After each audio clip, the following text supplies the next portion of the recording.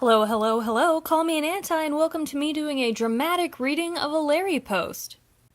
So, one of the most frustrating parts of being an anti who knows the difference between inductive and deductive reasoning is that every time I speak up against Larry Stylinson, the little Larry cockroaches come crawling out of their holes to shout logical fallacies at me.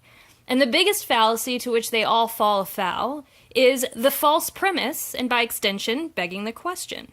To Larry's, it is understood that Larry Stylinson is real. And so when they pretend to, quote-unquote, look at it rationally, they start not from the true beginning, Harry and Louis as separate entities, but from Larry Stylinson being real and together.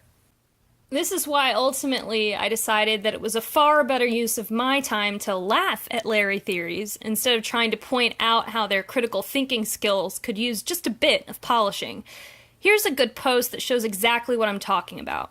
Near the end of June, a Larry received an anonymous message. But what if you could make it up? What if Larry was largely management in the beginning, sanctioned and encouraged, and then it got out of hand? The Larry's answer is stupendous. Here we go. A theory is only good if it can stand up to challenges. The preponderance of evidence suggests they were in love, and their relationship was shut down peremptorily. Their songs changed. The ink on their bodies changed. Their demeanor changed. Their lyrics changed with allusions to prisons, hiding, bullets, and a longing to express themselves openly, as well as reassurances that things would be all right one day, not to be scared. We'll get away. They set up, at great expense of time, with coordination and help from other people, a tableau of two stuffed animals that tell the history of closeting in entertainment, of oppression, sadness, courage, and celebration. The bears demonstrated the tragedy that closeting inflicts on entertainers' lives. Why would management show this terrible side of itself? I am a skeptical person. I prefer fact to rumor. I don't believe in receipts. I like to lay out the facts and try to make sense of them.